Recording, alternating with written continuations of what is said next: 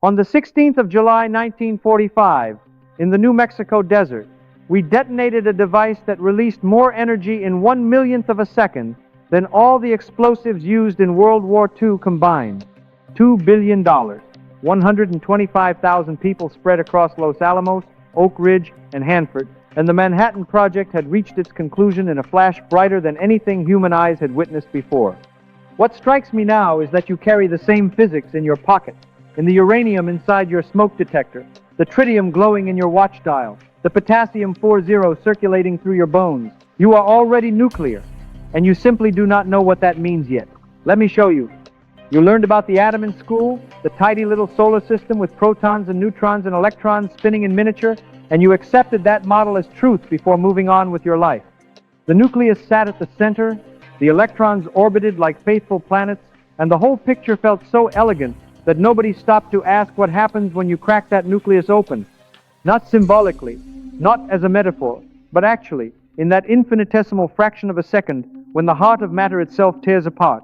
When you grasp what it means to split the atom, you will see that we did not merely unlock a new form of energy, we made a thing, a most terrible weapon, that altered abruptly and profoundly the nature of the world. Hiroshima and Nagasaki learned what that meant on August 6th and 9th of that same year, and 200,000 people were erased by the physics I am about to describe. There is no going back from that. Let me take you to where this began, not in a laboratory, and not in a moment of triumph, but in a crisis of understanding that played out on a London street. A Hungarian physicist named Leo Szilard was crossing Southampton Row in 1933, waiting at a traffic light, when the idea struck him.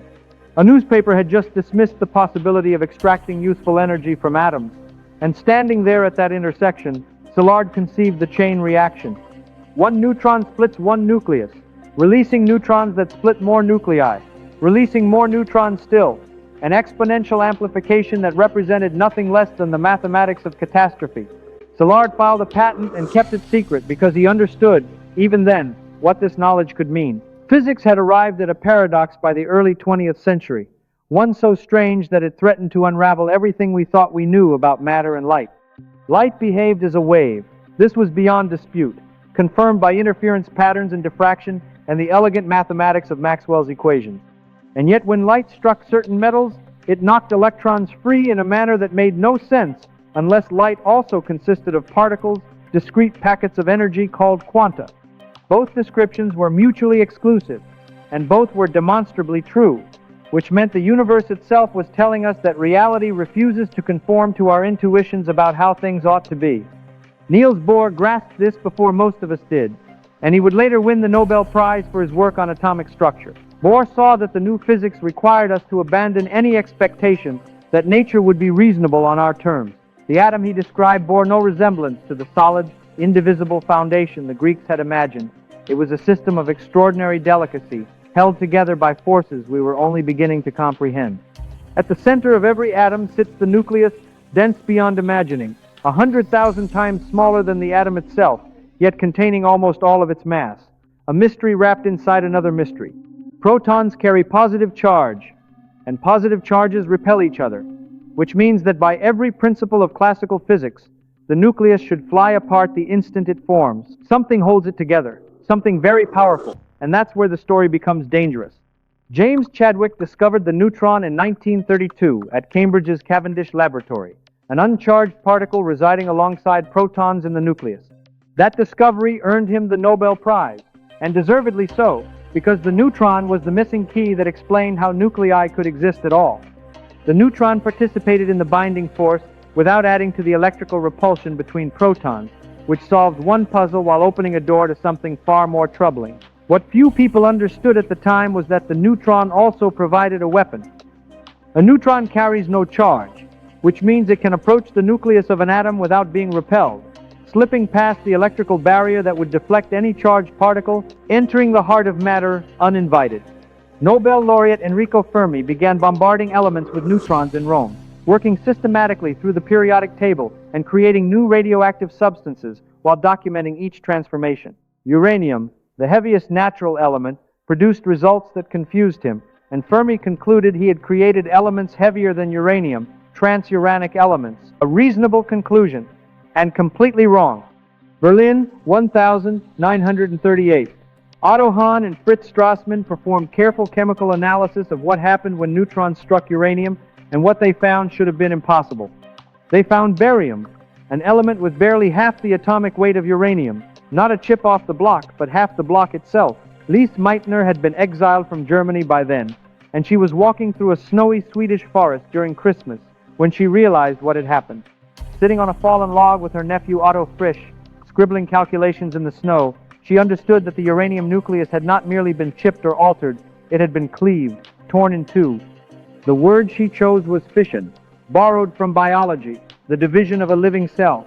Hahn received the Nobel Prize for this work, alone, and Meitner was never recognized. History has not always been just to the women of physics, and what they had discovered was not life, it was something else entirely. Now let me show you something that should restructure how you think about matter itself. When a uranium nucleus splits, the two fragments that result, typically barium and krypton, do not weigh as much as the original nucleus plus the neutron that caused the fission.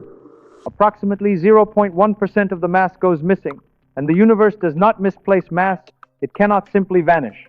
Which brings us to Einstein. E equals mc squared means that energy equals mass multiplied by the speed of light squared.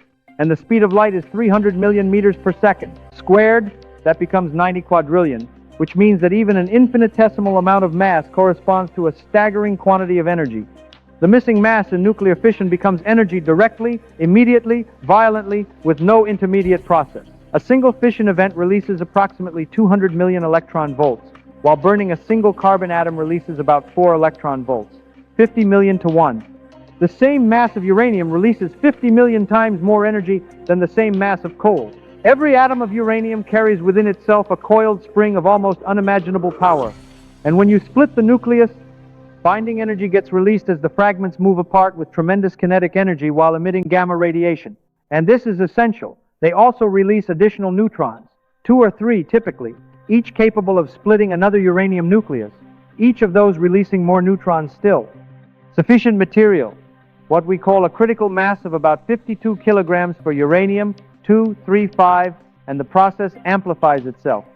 1 fission becomes 2, 2 become 4, 4 become 8, and within millionths of a second, trillions of atoms are splitting, each releasing its stored energy, the reaction doubling and redoubling faster than the human mind can follow. This is not gradual, this is exponential, this is a chain reaction. COVID-19 spread across the world following this same mathematics. 1 becomes 2, 2 becomes 4, and so did the Black Death through medieval Europe. Information cascades through social networks this way. Bank runs collapse, financial systems this way. Rumors become movements, become revolutions this way. The atom taught us the algebra of catastrophe, and we simply did not recognize the lesson. The chain reaction represents a fundamental change in what human beings are capable of doing to the world. Throughout all of history, the energy available to humanity had clear limits, with fire and muscle and wind and falling water all deriving ultimately from the sun and from chemical processes that operate within comfortable, manageable bounds. You could burn a city, certainly, but the energy required was proportional to the destruction. It took effort and time and resources. Nuclear fission changed that equation absolutely, giving us access to energy that had been locked inside matter since the formation of the elements in ancient stars, energy on a scale that bears no relationship to human effort or resources. Little Boy, the bomb that destroyed Hiroshima, contained about 64 kilograms of uranium and released energy equivalent to 15,000 tons of TNT. 3 days later, Fat Man, a plutonium device, destroyed Nagasaki with the force of 21,000 tons. The discovery was not something we chose, it was something we found, because the physics was always there, waiting. The structure of the uranium nucleus, the properties of the neutron, the mass energy equivalence, these are features of the universe itself. If we had not discovered fission, someone else would have. If not in America, then in Germany. If not in 1938, then in 1940 or 1945 or 1950. There are no secrets about the world of nature. There are only secrets about the thoughts and intentions of men. Now let me explain what actually holds the nucleus together and why heavy nuclei are so precarious. Think of the nucleus as a crowded elevator where everyone is pressed together by social pressure. That is the strong nuclear force. while they all want personal space, that is the electromagnetic repulsion between protons. A small elevator with a few people keeps the arrangement manageable, with everyone close enough for the social pressure to work and not enough people pushing outward to cause problems. Uranium represents an elevator at maximum capacity, 235 people crammed into a space meant for far fewer, with the social pressure barely containing the desire for space. Everyone is pressed against everyone else, and when one more person, one more neutron enters the elevator, the whole system destabilizes. Someone gets shoved out, then another, and the elevator empties violently. The strong nuclear force operates only at extremely short ranges, distances comparable to the size of the nucleus itself at about a femtometer, and beyond those distances it vanishes entirely.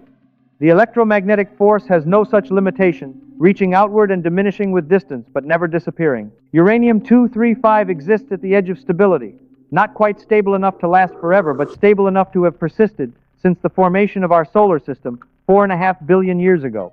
A neutron entering this nucleus disrupts the delicate equilibrium, causing the nucleus to deform and oscillate until it ultimately cannot hold itself together.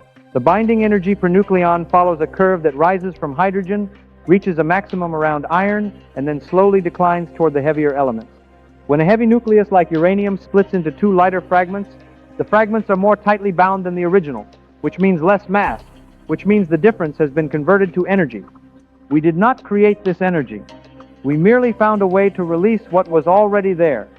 Energy that has existed in every uranium nucleus for billions of years, locked away and patient, and waiting for something to trigger its liberation. Already there. Energy that has existed in every uranium nucleus for billions of years, locked away and patient, and waiting for something to trigger its liberation. Let me tell you what it felt like.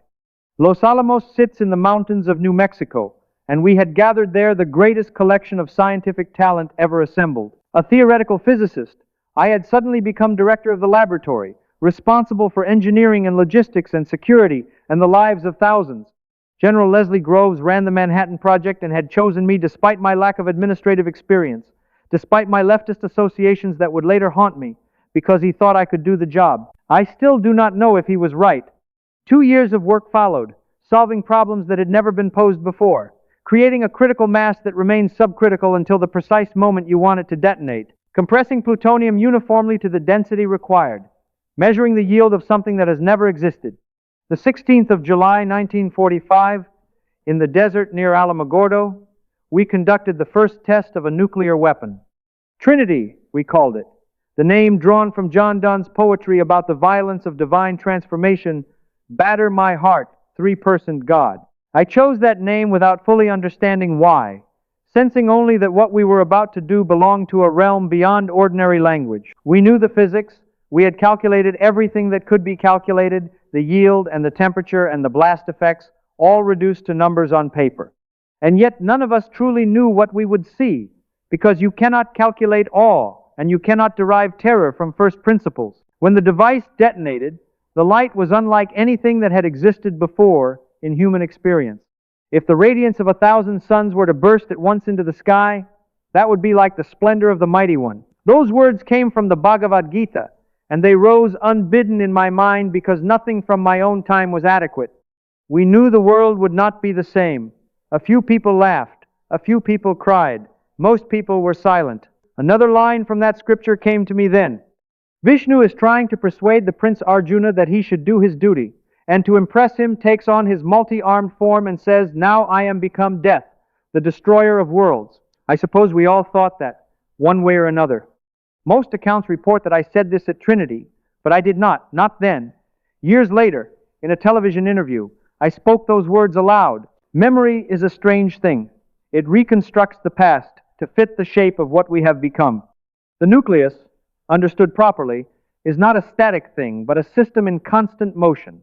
The nucleons jostling and rearranging, the whole structure vibrating like a droplet of liquid held together by surface tension. Bohr and John Wheeler developed this analogy, the liquid drop model, in a paper published in 1939, just months after Meitner's realization, and it explains why the uranium nucleus can be split by the impact of something as gentle as a slow neutron.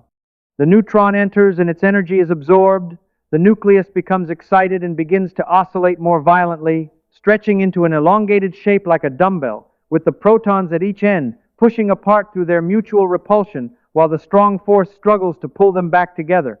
Violent enough oscillation pushes the nucleus past a point of no return, the dumbbell pinches in the middle, and the two halves fly apart. What should astonish you about this process is that while it releases neutrons capable of causing more fissions, the specific products of each fission event are not predetermined. A distribution exists. Sometimes you get barium and krypton, sometimes cesium and rubidium, sometimes other combinations entirely. The quantum nature of the process means genuine randomness exists at the heart of the reaction, not ignorance and not hidden variables, but fundamental indeterminacy. Each fission event is a dice roll, and yet the aggregate behavior of billions of fission events is utterly predictable. Statistics emerge from the randomness, order arises from chaos, and the chain reaction proceeds with mathematical precision, even though no individual event can be predicted with certainty. This is one of the deep lessons of quantum mechanics playing out in the most violent arena imaginable, a universe that operates according to laws that are at once probabilistic and absolutely reliable. We cannot say which atom will split next, and we can say with perfect confidence how many atoms will split in the next microsecond. Financial markets follow this same paradox, individual randomness producing collective certainty, and so does the spread of epidemics and the decay of radioactive materials and the formation of galaxies. The atom is a window into the operating system of reality itself. Nuclear fission reaches far beyond weapons and far beyond power plants, extending into the structure of the universe itself. Every element heavier than iron, the gold in wedding rings and the uranium in the earth and the iodine in your thyroid, was created through nuclear processes in dying stars. Fusion builds elements up to iron, and beyond iron the process requires energy rather than releasing it.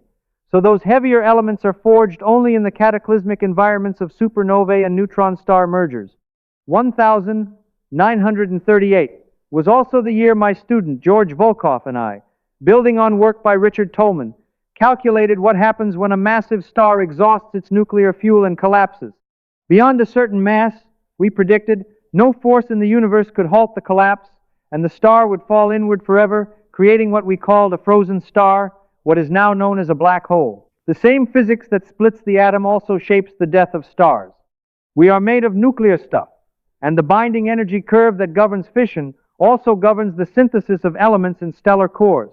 The same physics that allows a bomb to destroy a city also allows a star to shine for billions of years. This is not metaphor, it is literal truth. The energy that warms your face when you stand in sunlight comes from nuclear fusion in the sun's core. Hydrogen nuclei combining to form helium and releasing binding energy in the process. The same curve, the same conversion of mass to energy, the same E equals mc squared. The atom is not separate from the cosmos. The atom is the cosmos in miniature. Now let me tell you what this means, what it really means after 80 years of living with this knowledge. We made a thing, a most terrible weapon, that has altered abruptly and profoundly the nature of the world. 9 nations currently hold approximately 12,500 nuclear warheads, most belonging to the United States and Russia, and each one operates by the physics I have described. The total yield of the global arsenal could destroy human civilization many times over. President Truman called me to the Oval Office after the war, and I told him I felt we had blood on our hands. His reply, reportedly, was that the blood was on his hands and he would take care of it. Later he called me a crybaby scientist and said he never wanted to see me again. The physicists have known sin, and this is a knowledge which they cannot lose. Sin in this context does not mean sin in a religious sense. It means we have acquired understanding that confers immense power, and that power cannot be revoked. There is no way to unlearn nuclear fission and no way to unmine the uranium. The knowledge exists now in the world and it will exist forever. The atomic bomb made the prospect of future war unendurable, leading us up those last few steps to the mountain pass where beyond there is a different country. We cannot see it clearly. We do not know what structures will arise in that country, or what languages will be spoken, or what arrangements humans will make to live with this knowledge. What we know is that the old country is gone. We cannot return to a world where the nucleus was inviolate, that innocence has been lost forever. And yet something gives me, despite everything, a measure of hope. The deep things in science are not found because they are useful. They are found because it was possible to find them. The human mind reaches outward, asking questions and testing hypotheses and probing the structure of reality, not because we expect profit, but because understanding is what humans do.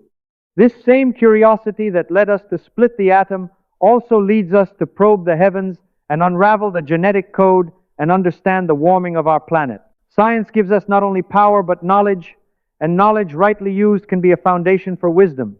What we learned about the atom was always there to be learned, and the question now is what we will do with that learning. The choice is not for physicists alone, it belongs to all of humanity. That is what splitting the atom really is. Not a technical achievement, and not a weapon, and not a power source.